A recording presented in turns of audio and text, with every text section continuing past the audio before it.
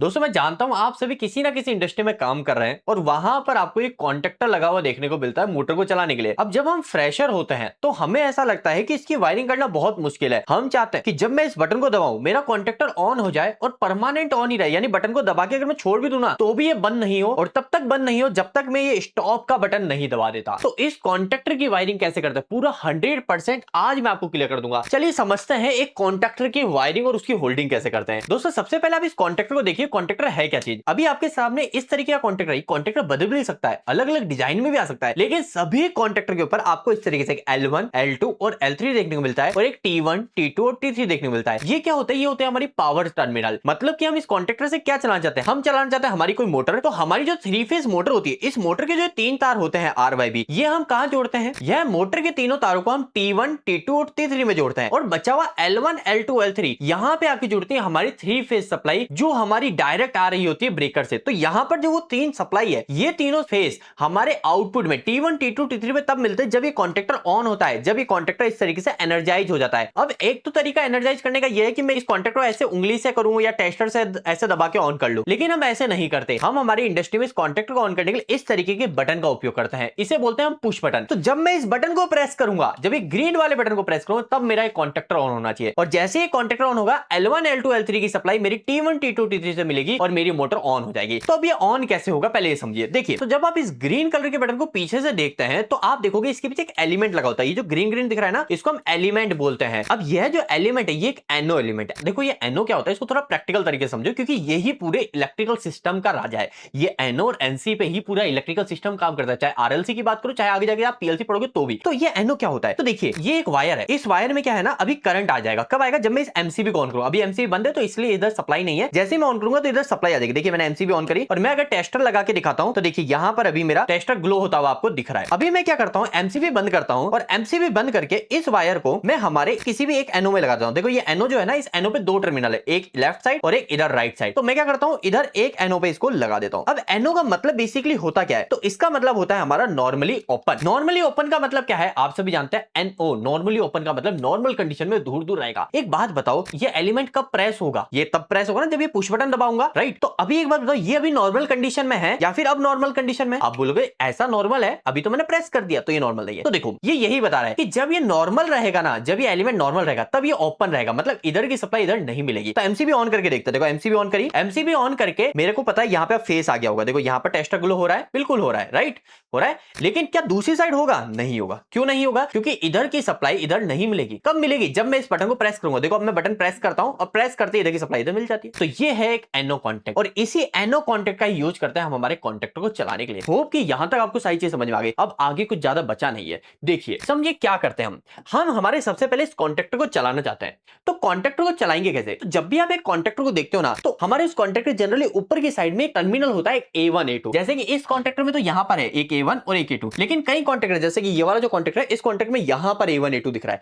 तो इसी में क्या होगा, इधर होगा एक A1 और एक A2। इस A1, A2 के यहां पे लिखा होगा कि इसको कितने वोल्टेज देने हैं चलने के लिए। मतलब जो हम कॉन्टेक्टर को एक टेस्टर से ऐसे दबा के ऑन कर रहे हैं ना, एक तो ऐसे भी कर सकता है और एक क्या हो सकता है, मैं इसको सप्लाई दूं जो इसके ऊपर लिखी हुई है A1, A2 पे। जितनी अगर उस पे सप्लाई लिखी अगर मैं उतनी दे दूंगा तो ये कॉन्टेक्टर क्या हो जाएगा, अपने आप ऑन हो जाएगा, इलेक्ट्रिकल की सप्लाई से ऑन हो जाएगा। तो यहां पर ज्यादातर 220 वोल्ट लिखा होता है, तो 220 वोल्ट देना है। तो 220 वोल्ट का मतलब एक फेस और एक न्यूट्रल देना है। तो अभी इसके अंदर तो क्या है, एक A1 इधर लिखा हुआ है इस कॉन्टेक्टर पे और A2 इधर लिखा हुआ है। आपके कहीं भी उससे कोई मतलब नहीं है। और इस पे लिखा हुआ है इस कॉन्टेक्टर पे भी 220 वोल्ट। तो मैं क्या करूंगा, मैं A2 पे सीधा लाके एक न्यूट्रल दे दूंगा। कहां से? किसी भी एमसीबी से। किसी एमसीबी से मैं क्या करूंगा, A2 पे न्यूट्रल लाके सीधा दे दूंगा। तो ये न्यूट्रल तो मैंने सीधा लाके एमसीबी से दे दिया और हमारे कॉन्टेक्टर को न्यूट्रल मिल गया। अब कॉन्टेक्टर चलने के लिए क्या देना बचा है? एक फेस देना बचा है। अगर मैं फेस भी हमारी किसी एमसीबी से लाके दे दूंगा, किससे? एमसीबी से लाके दे दूंगा, तो ये तो सीधा चल जाएगा, ये तो डायरेक्ट चल जाएगा क्योंकि डायरेक्ट मिल गए। लेकिन अब हमें ये नहीं करना। हमें क्या करना है, हमें करना है जब मैं इस बटन को दबाऊं, एक एनो पुश बटन को दबाऊं, तब हमारा कॉन्टेक्ट ऑन होना चाहिए। तो अब क्या करूंगा, मैं जो ये फेस जो सीधा दे रहा था, ये फेस सीधा नहीं दूंगा। ये फेस कहां से होते हुए दूंगा, एमसीबी से निकलने वाला जो फेस है, वो फेस पहले जाएगा हमारे स्टार्ट बटन के एनो में। अब आप बोलोगे इसके पीछे तो ब्लैक कलर का एलिमेंट लग रहा है। तो देखो कई बार जो एलिमेंट होते हैं वो ब्लैक कलर के भी होते हैं, जैसे इसके पीछे भी ब्लैक है, इसके पीछे भी ब्लैक है, लेकिन उसके ऊपर लिखा हुआ रहता है कि वो एनो है या एनसी है। तो यहां पर जो एलिमेंट लगा होगा इसके पीछे कौन सा लगा रहेगा, एनो एलिमेंट। क्यों? क्योंकि स्टार्ट का काम कर रहा है तो एनो एलिमेंट। अब देखो मैंने यहां पर सप्लाई दे दी, यहां पे एमसीबी से सप्लाई आ भी रही है, तो एमसीबी ऑन करी, सप्लाई यहां पहुंच गई, फेस बिल्कुल यहां पहुंच गया। क्या यहां का फेस यहां मिलेगा? अभी मैंने बताया बिल्कुल भी नहीं मिलेगा। कब मिलेगा? जब मैं इस बटन को प्रेस करूंगा। जैसे मैंने बटन प्रेस किया, यहां की सप्लाई यहां निकलेगी और मैं इसको ले जाके कहां दे दूंगा, हमारे कॉन्टेक्टर को। अब बताइए, क्या बटन दबाते ही कॉन्टेक्टर ऑन हो जाएगा? बिल्कुल हो जाएगा, बिल्कुल ऑन होगा। लेकिन क्या परमानेंट ऑन रहेगा? बिल्कुल भी नहीं, क्योंकि मैंने आपको बताया था कि जब तक मैं हमारे इस बटन को प्रेस करता हूं, पीछे से क्या करता हूं, प्रेस करता हूं, तब तक ही सप्लाई आगे मिलती है। जैसे ही मैं इस बटन को छोड़ दूंगा, देखिए 1 2 3 छोड़ दिया, छोड़ते ही सप्लाई क्या हो गई, बंद हो गई। तो जब तक मैं प्रेस करता हूं तब तक ही सप्लाई मिलती है, छोड़ते ही वापस से मिलना बंद हो जाती है। तो इसका मतलब क्या हो गया कि जब तक बटन प्रेस करेंगे तब तक कॉन्टेक्टर चलेगा, तब तक मोटर चलेगी, और बटन छोड़ते ही हमारा कॉन्टेक्टर बंद, मतलब मोटर बंद। अब मुझे क्या करना है, मुझे इसको कंटिन्यू ऑन करना है। क्या करना है, कंटिन्यू, मतलब बटन को एक बार दबाया, इस पुश बटन को एक बार प्रेस किया, हमारा कॉन्टेक्टर परमानेंट होना चाहिए। इसी को हम बोलते हैं होल्डिंग। क्या बोलते हैं, होल्डिंग।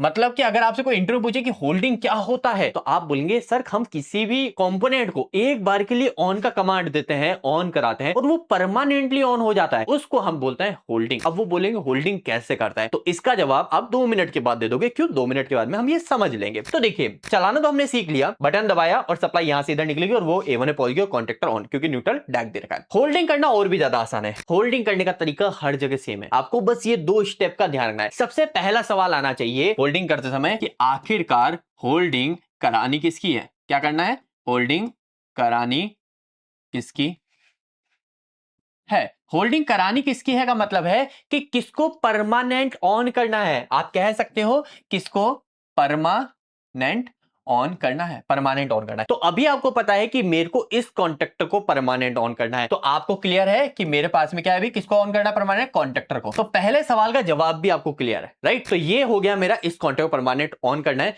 तो आपको एक बात ध्यान रखना, जब भी जिसको परमानेंट ऑन करना है ना, उसके ऊपर एक एनो एलिमेंट होना चाहिए। एनो एलिमेंट क्या होता है, बेसिकली जब आप एक कॉन्टेक्टर को देखते हो ना, इस कॉन्टेक्टर के ऊपर आपको मल्टीपल कॉन्टेक्ट देखने को मिलता है। यहां पर आपको देखो एक एनो कॉन्टेक्ट भी एक्स्ट्रा देखने को मिलता है। इस एनो कॉन्टेक्ट की जरूरत होती है हमें होल्डिंग करने के लिए। अगर हमारे पास में ये एनो कॉन्टेक्ट नहीं है ना, तो होल्डिंग डायरेक्टली पॉसिबल नहीं है, काफी ज्यादा कठिनाइयां होगी। देखो धीरे धीरे जब हम एडवांस होते हैं तो हम चीजें कर लेते हैं, वो चीजें अलग है, लेकिन फ्रेशर के तौर पे आपको ध्यान रखना है कि आपके पास में एनो कॉन्टेक्ट होना चाहिए। और फ्रेशर नहीं, आप अधिकतर लॉजिक सर्किट देखोगे, चाहे एडवांस भी देखोगे, उसमें हम एनो को ही यूज करते हैं, क्योंकि हम कॉम्प्लिकेशन नहीं चाहते, कल को जब फॉल्ट आएगा तो दिक्कतें आती है। तो इसलिए हम क्या करते हैं, एनो की मदद से ही होल्डिंग करते हैं। तो एनो तो होना ही चाहिए, या तो यहां पे होना चाहिए या फिर हम सेपरेटली यूज करते हैं। तो आपके पास में अगर एनो ऑलरेडी लगा हुआ है, यूज हो रहा है, तो आप क्या कर सकते हैं, इसके ऊपर एक एड ऑन ब्लॉक लगा सकते हैं। मैं इमेज लगा दूंगा, वो एड ऑन ब्लॉक इसके ऊपर फिट हो जाता है, उसके ऊपर हमारे एनो मिल जाता है। तो जब ये कॉन्टेक्ट ऑन होता है, वो एड ऑन ब्लॉक के एनो भी साथ में ऑपरेट होता है। तो देखो ये जो एनो है ना, इस एनो का मतलब क्या है, ये एनो का मतलब भी वही सेम है जो ये एनो है। एनो का मतलब होता है नॉर्मली ओपन। मान लीजिए अगर मैंने इधर कोई सप्लाई दी, इधर की साइड में कोई सप्लाई फेस लाके डाल दिया, जैसे कि अगर मैं कनेक्ट करके ही दिखा देता हूं आपको,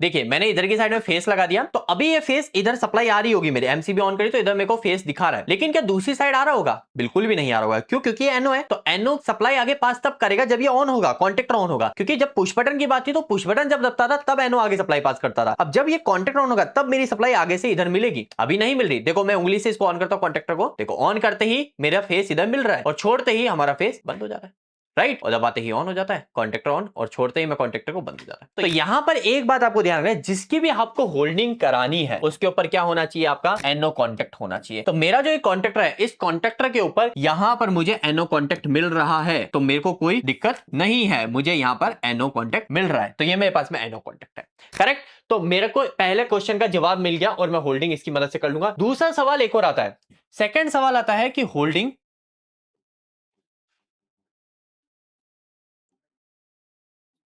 किससे करानी है।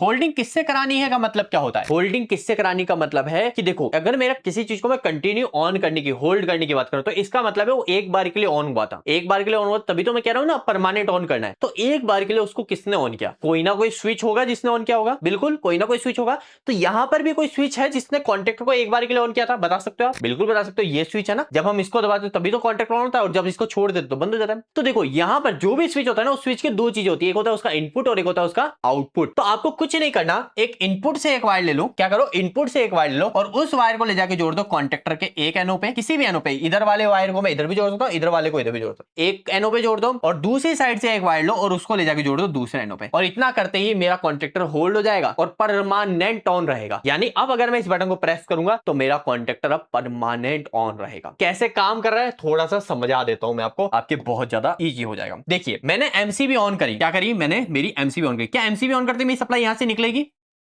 बिल्कुल निकलेगी, यहां सप्लाई निकलेगी। क्या कहां पे जाके रुक जाएगी? क्या यहां पे आके रुक जाएगी? आप बोलोगे बिल्कुल यहीं आके रुक जाएगी, आगे नहीं निकलेगी। क्यों नहीं निकलेगी आगे? आगे तब निकलेगी यहां से जब मैं इस बटन को प्रेस करूंगा। लेकिन अभी तो मैंने इस बटन को प्रेस नहीं किया, तो अभी के लिए मैं छोड़ देता हूं, बटन प्रेस नहीं करता। लेकिन एक बात बताओ, क्या इसके अलावा और भी कहीं पे सप्लाई जा रही होगी? अभी बिल्कुल जा रही होगी। कहां जा रही है? देखिए, यहां से अलावा इधर से मैंने एक और वायर अब होल्डिंग के लिए जोड़ा था, तो इस वायर से होते हुए मेरी सप्लाई अब एक यहां पे भी आके रुक गई। बिल्कुल आके रुक गई, इस एनओ पे भी आके सप्लाई रुक गई। अब एक बात बताओ, क्या यहां की सप्लाई अगर मैंने बटन नहीं दबाया तो क्या यहां मिलेगी? बिल्कुल भी नहीं मिलेगी। और यहां की सप्लाई, यहां पे भी तो सप्लाई आ रही है, बटन नहीं दबाया तो बिल्कुल आ रही है। तो यहां की सप्लाई अगर बटन नहीं दबाया तो क्या यहां मिलेगी? आप बोलोगे यहां पे भी नहीं मिलेगी। क्यों? क्योंकि यहां की सप्लाई यहां तब मिलती है जब कॉन्टेक्टर ऑन होता है, जब कॉन्टेक्टर को यहां से दबाए या फिर कॉन्टेक्टर के से ऊपर सप्लाई मिल जाए तो कॉन्टेक्टर ऑन हो जाए। तो जब कॉन्टेक्टर ऑन होगा तब यहां की सप्लाई यहां मिलेगी, और यहां की सप्लाई मेरा जब ये पुश बटन दबेगा तब यहां से यहां मिलेगी। इतना करने का ना अब होल्डिंग कैसे होगी? जैसे ही आप इस बटन को प्रेस करोगे, प्रेस करते ही जो सप्लाई यहां रुकी हुई थी वो यहां से इधर से बाहर निकलेगी लाल वायर से, और वायर से होते हुए देखो कहां पहुंच गया, हमारे कॉन्टेक्टर के A1 पे। और कॉन्टेक्टर क्या हो गया मेरा? ऑन हो गया, जिसे हम कॉन्टेक्टर का एनर्जाइज होना भी कहते हैं। क्या बोलते हैं? कॉन्टेक्टर का एनर्जाइज होना भी कहते हैं। तो कॉन्टेक्टर ऑन हो गया। अब सोचो, ये कॉन्टेक्टर ऑन होते ही अगली स्टेप क्या होगी? अगले सेकंड में ही, अगले सेकंड या मिली सेकंड में ही हमारा कॉन्टेक्टर ऑन होता ही ये कॉन्टेक्टर के जो कॉन्टेक्ट्स होंगे वो चेंज हो गए। कॉन्टेक्टर अंदर की साइड में दब जाएगा, और दबते ही हमारा जो एनओ, जो यहां पे सप्लाई रुकी हुई थी, क्या वो मेरे को यहां से मिल जाएगी? बिल्कुल यहां से सप्लाई मिलेगी। और जैसे मेरी यहां से सप्लाई निकली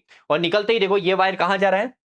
ये वायर हमारा जा रहा है पुश बटन के आउटपुट में। और अगर ये आउटपुट में यहाँ पे वायर जा रहा है तो यहां से हमारे कॉन्टेक्टर को परमानेंट सप्लाई मिल जाएगी, क्योंकि ये जो दूसरा वायर है ना, ये रेड वाला, यही हमारे कॉन्टेक्टर के A1 पे जा रहा है। तो अब अगर आप इसको छोड़ भी दोगे बटन को, तो भी अब सर्किट कहां से पूरा हो जाएगा? यहां से आएगा। यहां से तो फेस आ ही रहा है, हमेशा परमानेंट रहता है, और यहां से घूमता हुआ जाएगा इस एनओ पे। और कॉन्टेक्टर एक बार ऑन हो चुका है तो ये एनओ क्लोज हो जाएगा, तो यहां सप्लाई यहां निकल रही है, और यहां से घूमते हुए अब यहां से होते हुए इस रेड वायर से आपके कॉन्टेक्टर के A1 पे जा रही है। अब कई लोग बोलेंगे यहां से मैं डायरेक्ट लूप भी लगा सकता हूं। हाँ, बिल्कुल लगा सकते हो। तो लूप ही नहीं, और भी बहुत सारी चीजें होती है जो आप हमसे सीख सकते हो। मैं बताना चाहता हूं आप सभी के लिए बहुत काम की चीज। यदि आप इंडस्ट्री में फ्रेशर हैं, आपको नहीं पता ये पुश बटन कैसे काम करता है, आपको नहीं पता ये टेस्टर कैसे काम करता है, मल्टीमीटर से वोल्टेज कैसे चेक करें, करंट कैसे चेक करें, लेकिन आप चाहते हो मेरा नॉलेज इतना अच्छा हो जाए मैं किसी भी सेंसर की वायरिंग कर लूं। मैं चाहता हूं मैं कोई भी पैनल में कोई फॉल्ट आ जाए, मैं मल्टीमीटर से उसको ढूंढ के सही कर दूं। मैं चाहता हूं अलग अलग star delta starter, reverse forward starter, star delta reverse forward starter, DOL starter, MK1 starter, किसी भी टाइप का कोई भी इलेक्ट्रिकल का पैनल है, मैं जाके उसको हैंडल कर सकूं। यानी बिल्कुल फ्रेशर से एडवांस लेवल। लेकिन आपका लेवल अभी बिल्कुल जीरो है, आप अभी बिल्कुल फ्रेशर है, आप वहां से शुरू करना चाहते हो, तो बिल्कुल आप मेरे इलेक्ट्रिकल दोस्त के साथ में लाइव जुड़कर ये सारी चीजें सीख सकते हैं। 20 तारीख से हमारा लाइव बैच स्टार्ट हो रहा है। ये हमारा 12th नंबर का बैच है। अभी तक हम 3000 से ज्यादा लोगों को ट्रेनिंग दे चुके हैं। आप जुड़िए, आपका खुद का लेवल इंक्रीज कीजिए, और फीस बहुत ज्यादा आसान है। आप सोचिए, यदि हम आपको 10 मिनट की वीडियो के अंदर इतना नॉलेज दे सकते हैं जहां पर आप कोई क्वेश्चन भी पुट नहीं कर पा रहे, वहीं पर ही अगर मैं 45 घंटे, क्योंकि हर सेशन 1.5 घंटे का होगा, जो कि 30 दिन, 1 महीने तक चलेगा, तो 45 घंटे आपको लाइव सिखाएंगे, तो आपका नॉलेज कितना अच्छा हो जाएगा। और कहीं पे भी कोई डाउट होता है आप डायरेक्ट अनम्यूट करके हमसे पूछ सकते हैं। कोर्स आप पूरा कीजिए, कोर्स के बाद में आपको सर्टिफिकेट भी हमारी तरफ से मिलेगा, ISO अप्रूव्ड, जो आप आपके इंटरव्यू में दिखा सकते हैं कहीं पर, और वो इंटरनेशनली भी दिखा सकते हो क्योंकि वो हमारा ISO अप्रूव्ड रहता है। तो अगर आप ज्वाइन करना चाहते हैं तो बहुत सिंपल सा प्रोसेस है, प्ले स्टोर से हमारी एप्लीकेशन डाउनलोड कीजिए, इलेक्ट्रिकल दोस्त। डाउनलोड करने के बाद वहां पर आपको पेड कोर्सेज सेक्शन में जाना है, और वहां पे जाके देखना है 12th नंबर का बैच चल रहा है RLC मास्टर वायरिंग का। उस कोर्स को ज्वाइन कीजिए। उसमें 2 ऑप्शन है, एक है कि आप पूरा कोर्स एक साथ में परचेस करना चाहते हैं, 999 रुपए पे करके परचेस कर लीजिए, या फिर पहले 7 से 10 दिन आप चेक करना चाहते हैं कि सारी चीजें बढ़िया तो है, इलेक्ट्रिकल दोस्त से क्या बढ़िया ट्रेनिंग मिलेगी, तो आप सिर्फ 399 रुपए में उसको परचेस कर सकते हैं और देख सकते हैं ट्रेनिंग अच्छी है। अगर आपको सही ट्रेनिंग लगे तो बाद में रिमेनिंग 600 रुपए पे करके आप हमसे ट्रेनिंग कंटिन्यू कर सकते हैं। होप कि आपको सारी चीज क्लियर हो गई होगी। अगर अभी भी आपके मन में कोई सवाल है हमारी ट्रेनिंग को लेके या कुछ भी पर्सनली आपके लिए क्या करना बेस्ट रहेगा, आप हमारी टीम को कॉल कीजिए 8690045999, हमारी टीम का नंबर है। आपको एज ए बड़े भाई की तरह कंप्लीट गाइड किया जाएगा कि आपके लिए पर्सनली क्या बेस्ट है। आज के इस वीडियो में इतना ही, मिलते हैं अगली वीडियो में, तब तक के लिए धन्यवाद।